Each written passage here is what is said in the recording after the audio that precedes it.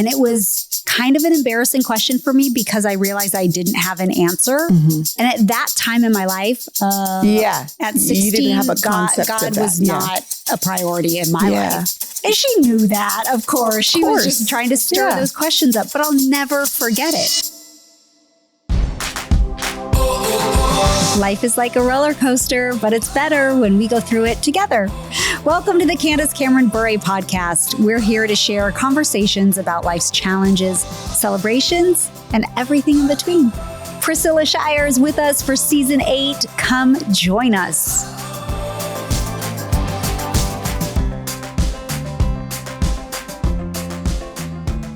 Hey, you. We're having fun. We are. We've had a great time.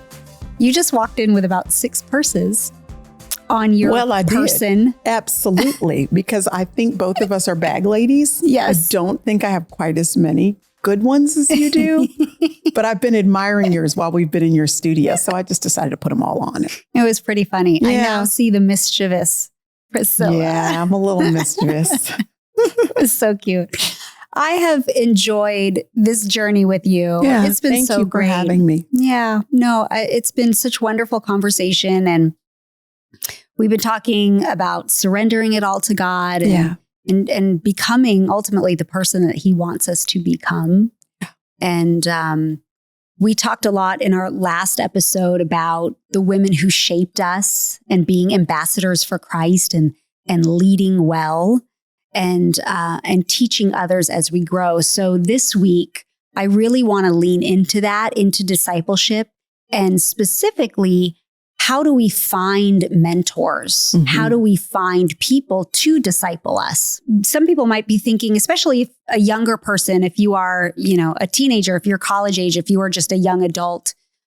However, I think you can have a mentor at any age. I mean, I still always want mentors for my life. But it's something that maybe you haven't thought of. And you're just like, oh, I didn't even think that I could go ask someone to be a mentor. So what would that look like? Like, how would you tell someone to approach that?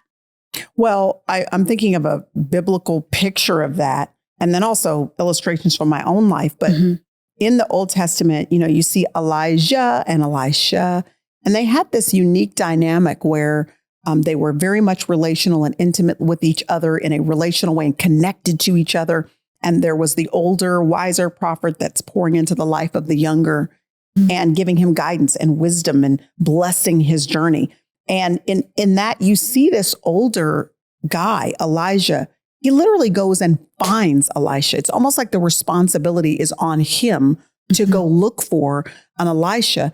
And he's looking for a guy that's already working. So when he spots Elisha is plowing a field. He is industrious. He's resourceful. He's not just sort of lazily waiting around for somebody to give him a hand up. He's doing what's in front of him to do. Elijah notices that and then says, let's walk together. You're worth investing in. So I think there's lessons to be learned on both sides. Yeah. For me, I will say in my life, the proactive nature of that kind of caught on with me, that it's okay to see somebody, whichever side of the coin you're on, to see somebody who has something you want to emulate, you want to learn about. It doesn't just have to do with spiritual matters, but they have a marriage that they enjoy and they're 20 years into it, or they built a successful business and they've had some integrity in doing it. And you've watched them go through the struggles of it, but they've got a business that's doing well. And you are a young entrepreneur, you want to learn from that. Or if social media is your thing and you've watched this person build a platform, but not get caught up in it to where their whole significance is tethered to how many people do or don't follow them or the brand deals they do or don't have. If somebody's doing well in an area where you're already working, like your passion is there, you've already done some and laid some groundwork, and you see somebody who's further down the road than you, then first of all, if you don't see that, ask the Lord to open your eyes to that. Those people are right there. They're around you. They're in your sphere. They're probably in your local church or in some sort of community that you've already have established. And if you just say, Lord, open up my eyes, they'll appear to you, even though they've been right in front of you the whole time. And then go ask them, hey, would you be willing to spend a little time with me? I just have 3 questions I wanted to ask you. and be open to the way that that potential mentor is able to accommodate that. Sometimes we want mentoring to look like we want it to look. We want the person to be available when we want them to be available and how we want them to be available. But if they say to you, you know what? If you email me those 3 questions, I'll email you back my answers. And that's what they're able to offer you in that moment. Receive that, take that, say thank you, and then trust the Lord to potentially develop that more or differently in the future. So there's a both and side to what that can look like. But I do think we have to be proactive in the establishing of these relationships. Yeah. So I'm going to think of some of the people that have mentored me in my life, but I would love to know, just off the top of your head, what did you ever go ask someone to mentor you? I did. There was a lady in our church. Her name was Maria. And I think I said in one of the previous episodes that my original intention was to be in broadcast journalism. I wanted to be, I wasn't exactly sure how I would be on television. I thought news, that was my goal. And there was a woman in our church that she was a television personality. She didn't necessarily do journalism, but she was a television personality. She had hosted a couple of shows. She was pretty successful. And I went straight to her and I said, you know, I really need some insight on what this looks like. She had kind of tagged me a couple of times. We'd see each other in church and she'd say hello. And so we had a little bit of a rapport with each other. And she had even said to me a couple of times, I think you'd be really good on TV. And she said, when you go to college, no matter what you study, you should consider doing industrials or commercials just for extra money. Like you could just, as a college student, just kind of earn money that way, even if it's not the career that you go into. And so she just said it casually. But as I got towards that season of my life, I kind of went to her and said, would you be willing to walk me through? I have no concept of what this industry looks like, what television looks like, what news looks like. Would you walk me through how to do that? She said, sure. And not only talked me through it, but invited me over to her house, did my makeup one day so that she could take headshots of me so that I could have a headshot. She knew a couple agents in Houston. I went to the University of Houston and helped me to submit a resume that had nothing on it, but she helped me to just format it, get this little biopic that she had, and send it to those agents so that I could do a little like industrial work and stuff like that through college. So, and I'm still in touch with that woman to this day, 30 years later. So just her little investment in me in that season was instrumental in, you know, and the Lord used that season to kind of turn the tide of my life as I look back on in a certain direction. And she was instrumental in that. So, I talked about my friend Shalene. I'm going to talk about her again, because again, I like this Shalene. You would love her, by the way. Yeah. And I don't know if you've ever met her in passing, because now she's done so many just wonderful things in the world. Anyway, she often will speak at conferences too on behalf of compassion. Oh, nice. But she is just a bold woman for Jesus, and a bold person for people. She's just an advocate for people. And she was the first one that mentored me in a way that I had no idea, because again, just like you, I was 13, 14, 15, and she was at 5 or 6 years older, was married at 20. Wow. And she would invite me to lunch, same things. And I remember one day we had dinner and we were at her apartment, and she was like, so tell me what God's doing in your life.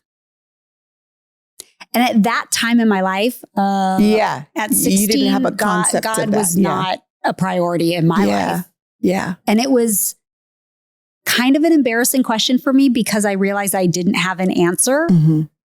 And it wasn't an important part of my life in that moment.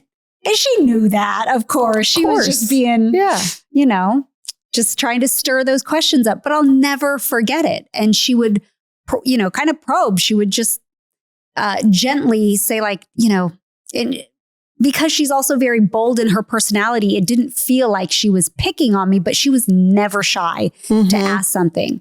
And she would be like, well, why don't you go home and pray about that? Like, if you can't answer that question, if that's not coming like to you, then maybe you should talk to God about that. And we'll talk about it next week. Yeah, that's great. And so she was probably the first person that I didn't realize till later. Oh, she took an investment in me, and she still does today. We're great friends. I mean, she was in my wedding. She was one of my bridesmaids. And that's awesome. We have done a lot of stuff together. And she's someone that has had this incredible journey in her own life that I truly want to make a movie about one day, because there's just so much incredible depth there. Yeah. But I also think of some of the ladies when I really got right with God and said, oh, my relationship with Jesus is about me and Jesus. It's not about the default of my parents and this is how I was raised, or because of anyone else. When I was like, oh God, I really want to know you because I want to know you. The first women that were there were so instrumental in my life, because I felt like I was walking that walk by myself for the first time. I was living in Florida. My parents weren't really around. And even my sisters, we all in our family came to Christ at very different years of our lives. We're all Christians, but at a very different pace. And so the first few ladies that were in my neighborhood, when I had asked, hey, I'm looking for a Bible study and even a church to go to, which was kind of a scary thing for me. But I was like, do you know of any place or where I could go? And there's a woman, Debbie Moreland, who was my neighbor, who was just so lovely. And she said, well, I'm a Christian and I would love to start a Bible study with you. Oh, wow. And, she was probably, I'm guessing 20 years older than me, maybe. And maybe not that. Maybe, sorry, Debbie, somewhere if I just aged you. But I was only in my early 20s. So she just became a spiritual mentor in that we met every week at my house. It grew to about, 6 ladies, maybe 8 ladies at a time. But to have people just to talk to, I never knew my Bible. I didn't start going to church until I was even 12 years old. But at that, it wasn't, I just wasn't raised with it. So saying like, wait, John the Baptist isn't the same John that's in John 1, 2, and 3. Like, wait, I didn't know that was a different person. And she just held my hand through so much of it. And it was so wonderful in that sense. That's so great. Yeah. Now you're, as you're talking, you're making all the memories pop up. Yeah, the memories.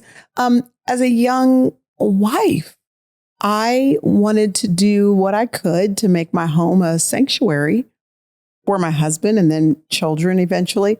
And there was a woman I'd known since I was a teenager. Her name was Tammy Maltby. She was actually my parents' friend, and her and her husband at the time. And she is one of the most spectacular homemakers I have ever known. You know, the kind of people you walk in their home and you're just like, because it is beautiful. Yes. And it's not just like because they have expensive stuff. That's actually not it at all. Right. It's put together, but there are personal touches and there are little nuances of the way they situate things. And then there's a sense of just peace and coziness, not ostentatiousness, if that's a word. This is the essence of Tammy. And my mother was an incredible homemaker and just hospitable, and everything was luscious, and she cared very much about our home. And Tammy was that way. And I would go to her house and kind of be a little bit mesmerized, like looking at her window covering. She'd go get branches from trees outside, kind of cut them, put stuff on them, and put them on the corners of the window, railing, and make these gorgeous, ornate, outdoorsy, natural looking thingies. So she would invite me into her home because she knew I was like enamored by it. Yeah. She could make a charcuterie board that you ain't never seen in your life before people were doing it, before there were Instagram photos to make it work, And so she would let me go through her recipe boxes and pull out little recipes of things, take pictures of them. I still have them to this day. This is 22 years ago. She would let me take pictures of the little window treatments and the little things she had done by gathering stuff from the Goodwill that she'd found and putting it together.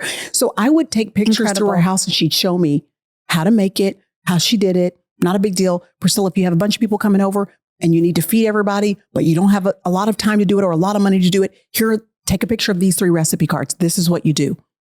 Wow. So this woman just sort of walked me through. Mm-hmm.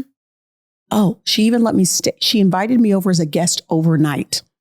And I stayed at her house several times, but this one time in particular, the reason was because she wanted me to see what it was to be the guest and what she would do when people stayed in her home. Wow. Yes. That's so cool. I know. So I got to just be on the receiving end. And so many things that I experienced that weekend that were mind blowing to me, like she would come down and put 2 little muffins and a little candle and a little good morning card just right outside the door before the person woke up. So that in the morning you walk outside the door and there's just 2 little muffins there and good morning and a little candle burning. Little teeny things that were small, but when you're the guest, it's huge. You know what I mean? Absolutely. And so because she let me absorb that, so many of those things I've just incorporated into our home experience. And as a young wife trying to figure all that out, to have someone 20 years your senior that says, oh, come here. It's okay. Let me show you. Yeah. It's a huge deal. That's discipleship. Yes. That's mentoring at its finest. That really is. Yeah. I love that. I just want to encourage everyone to, that's something that you're seeking or you're a curious person. Don't be afraid to ask. Ask. I bet, Priscilla, we might be getting a lot of people asking us. Yes. You might be listening. You're like, I want Priscilla to mentor me. I would like Candace to mentor me.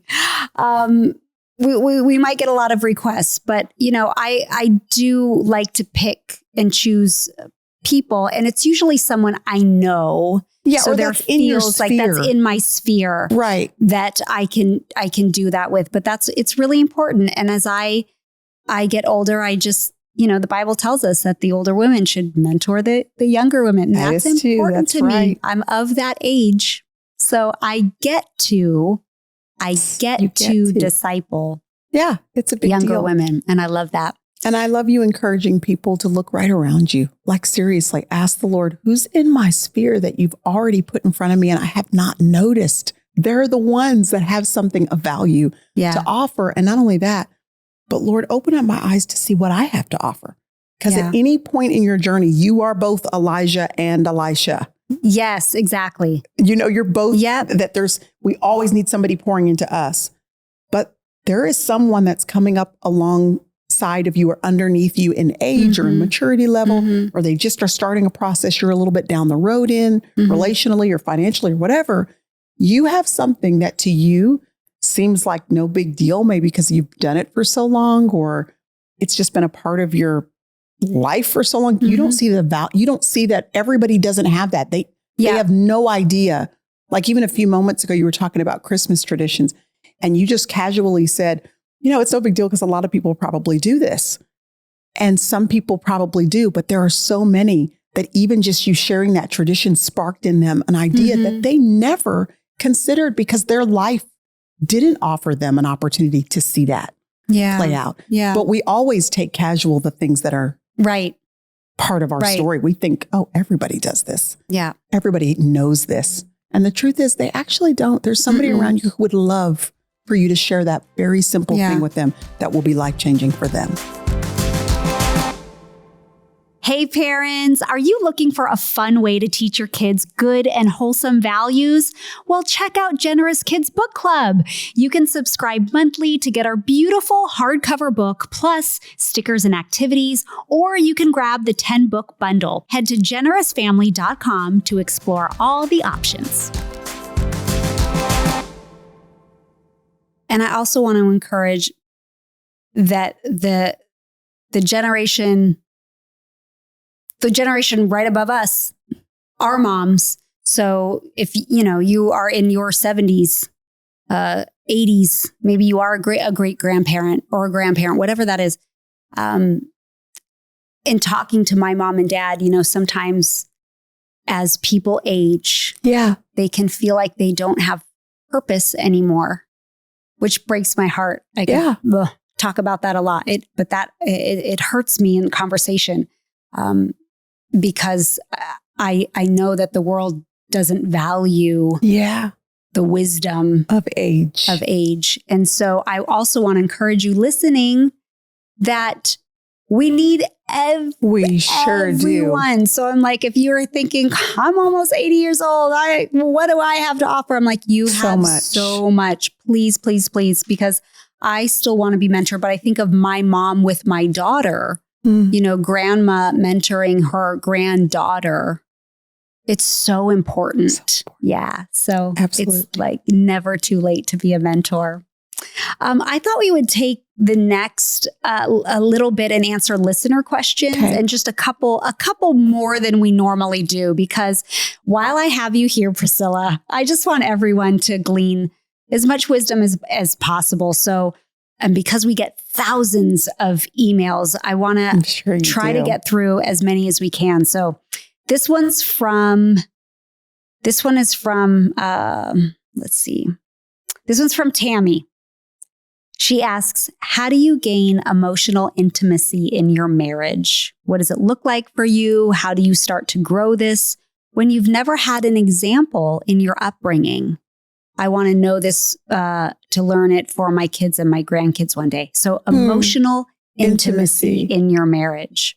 Yeah. And that, before I can even think of an answer, sometimes that a question like that begs a question to me. Has trust been broken? Has emotional intimacy been broken in some way that is now requiring it to be rebuilt, or you just mean in a natural sense, building that connection? So in any case, as we are spending this episode talking about mentorship, that's the first thing that comes to my mind, is that you need to ask the Lord to give you a couple that have done well at that you see them connected to one another in a very, you can see the markings of emotional connection when people look at each other and there's endearment on their face towards one another, or just in their body language with one another, or the little whispers to one another and the giggles between the two of them. When you see good rapport and relationship in a husband and wife, that's your cue. Talk to them about how did they build that? Was it natural, or did they have to overcome some of their own histories and personal issues in order to restore that? So mentoring would be huge in that. And then, because I have boys, this probably is not the same for girl parents, but with boys, I had to stir conversation, because with boys, it's like, how was your day today? What happened? They're like, it's fine. Right. Yeah. So long time ago, we bought conversation starters, like from Amazon. The cards, right? The cards. Yeah, those are great. Just sit them on the table. And literally one of the things we would do at dinner is everybody's picking one. And we're all answering these questions with more than one word. And it would stir conversation. Yeah. And I think that could be a helpful tool for emotional intimacy. I'm sure there are either cards out there that facilitate that specifically, or again, a therapist that can give you actual questions that will help, that are open-ended, intentional questions designed to dig into the heart of your partner and ask them questions that bubble up answers they didn't even know were there about their fears or about their excitement towards the future, their thoughts about just things that allow you to know your partner and for you to learn to listen without judgment, without taking their answering time to prepare your response, but just absorbing what it is that your partner is saying, and for them to see what it looks like, to feel the value of you truly listening and leaning into them, and vice versa. Yeah. So those are two things that come to my mind. That's so good. One thing that helped me and Val, and again, we had talked to a counselor and he had given us like the 5-5-10 rule. Do you know that? I don't. Tell me. It's like the first person gets 5 minutes to talk. And this was at home. This wasn't in front of the counselor. This is just between me and Val. So Val would start and he has 5 minutes to talk and I cannot say anything.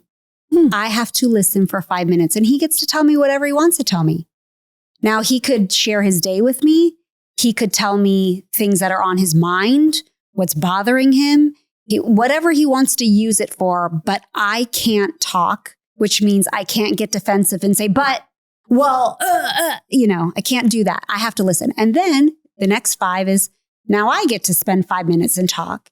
And I could either, have my rebuttal and say what I want to answer him, or I can spend that 5 minutes to then say, well, here's what I'd like to talk through because I would like to tackle this is how I'm feeling. Yeah. These are the places in my life where I'd like us to get better. And he can't talk through it. And then we have the 10 minutes after to then talk together if we want. And if we don't want, we don't have to use that 10 minutes either. But the exercise of that first 5 and 5 are huge.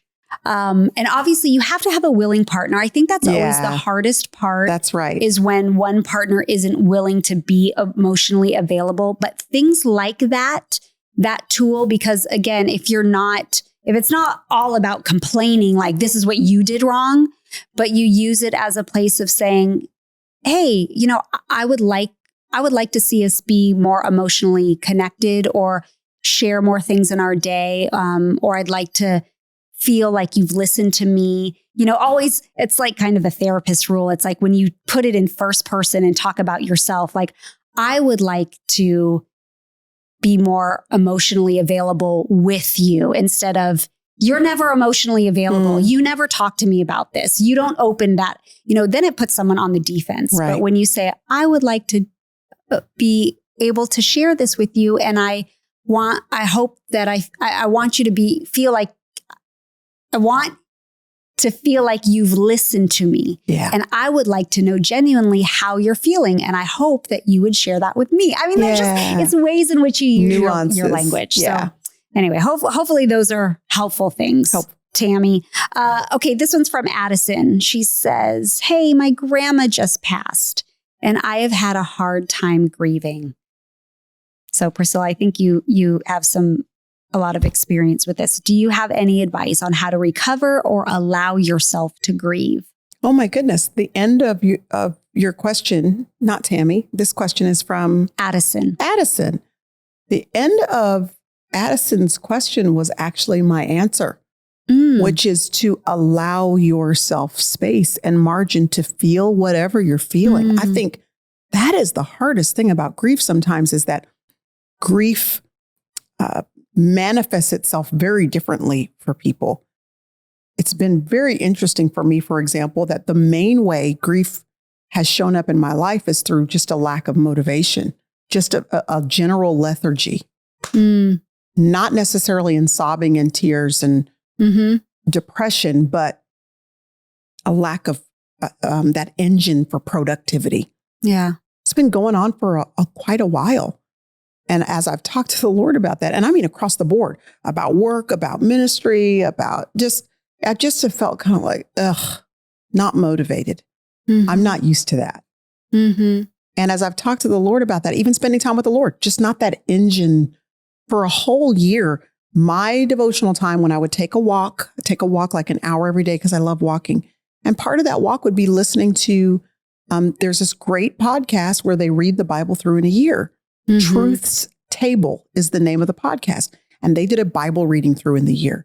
And every day I just listened to that, whatever the references were that day. And that was my Bible reading, because I wasn't even motivated to open up the Bible as I kind of usually would for devotions or go through a Bible study or a devotional. I wasn't really absorbing it the way that I used to. So for a whole year, I just didn't do that. I listened to the Bible being read. And I felt weird. It's all I can describe it. It didn't feel like myself. I felt weird. And as I talked to the Lord about it, I just kind of felt the assurance that, Priscilla, like my grace is sufficient even for this. Like, rest here, relax here. Don't hurry through this. Try to get back to being productive and motivated and doing all the things. Just go ahead and rest here. There are the buddings of things starting in this season, if you'll just relax in it, that you won't see the fruit of until 2 or 3 or 4 years from now. But if you race through this grief process and not allow yourself to just be in what you're in and trust me with it, you're going to abort a lot of things that I'm trying to produce in you, that deep down in the soul level, underneath the soil, if you don't just rest here. So that would be my encouragement to Addison, is just however grief is manifesting itself in your life, allow it. Just let it be and trust God with it, that His grace is sufficient for even that. Yeah, that's good. Thank you. This is from Jackie. Who do you turn to when your own family isn't there for you? Me personally, or just like a general question? I think a general question. I mean, who do you turn to when you don't have a family that you're close to that isn't there for you? I mean, I would just say that's where community comes in. It's community. And I don't know if that's your church family, if you have a church family, if that's your friends, but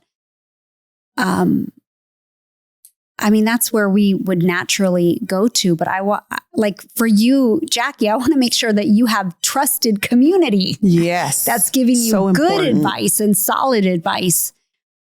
It's so important to choose friendships that are beneficial and also reciprocated in that way. Yeah. But I would say that, I don't know if there's extended family or there, but that's what the body of Christ is supposed to be. So go for it. I mean, well, this is to me one of the main reasons why online church is not supposed to be the entire crux of your relationship with the church. Yeah. Because you can receive, but you miss out on the relational aspect of what church was designed to be. In the book of Acts, when the church is first born, it's about fellowship. That's the whole point, is community and connection and breaking bread together and stirring up one another and encouraging each other and being there for each other and all of that. That was the whole point of it. Right.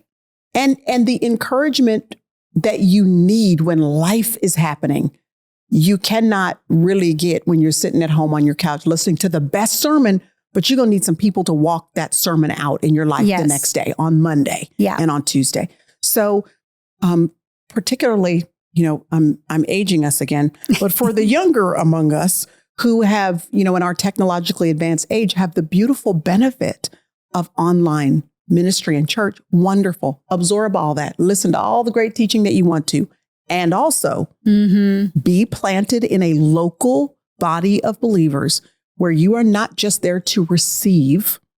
You are there because God has given you gifts that you're supposed to be sowing into that body. They need you. You're not just there to get, you're there to give. In fact, part of the outworking of God's will in your life and reaching our potential comes from us becoming aware of our gifts, because there are needs in the body in which he's planted us. We don't even know half the stuff he's going to equip us to do till we're in a body where there's a need. And we're like, oh, the Holy Spirit makes us aware of the need. And then he makes us aware we got it. We've got the gift that he's equipped us for that. We start coming into our purpose because we're in the local church.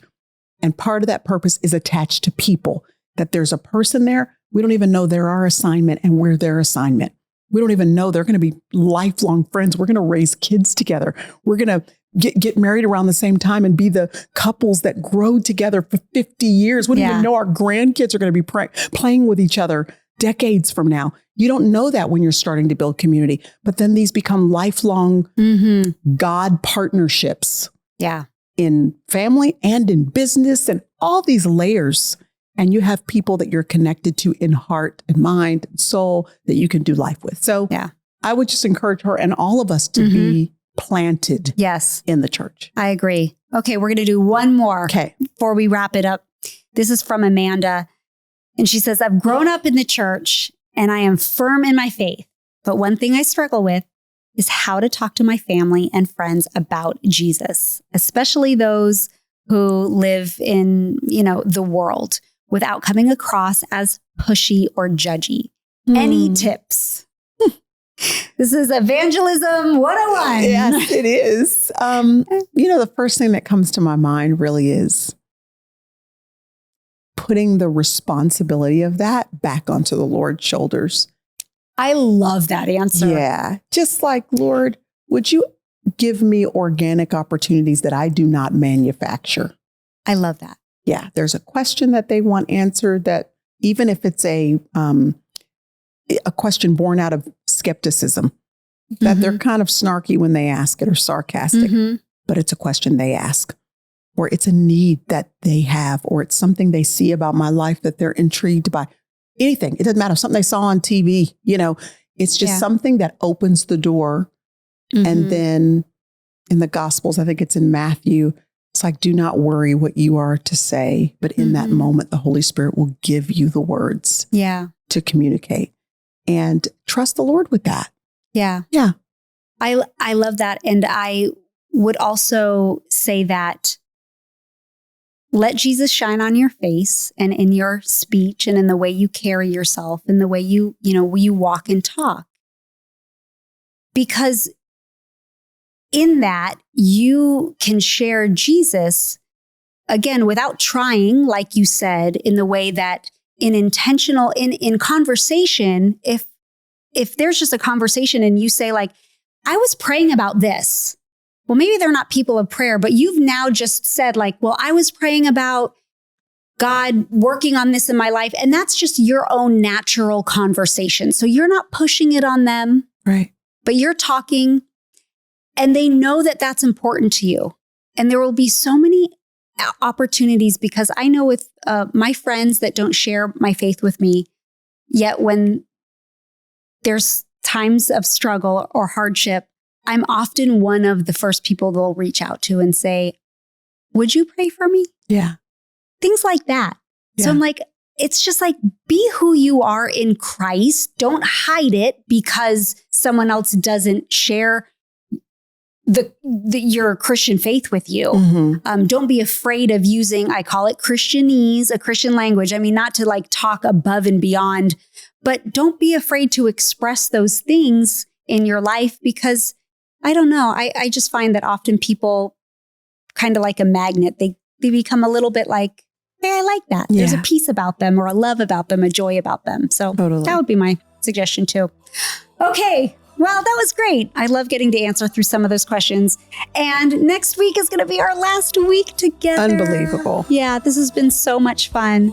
Hey guys, we have a free gift for you this season. It's the personal prayer guide, and we really hope that it encourages you to affirm and pray for your family and your friends, anyone that is important to you. The link is at Candace.com. It's in our show notes. There's also a link to Priscilla's book, I Surrender All, and you can always write your questions at Candace.com. Until next time, be grateful all day, every day. CandyRock Entertainment, all rights reserved.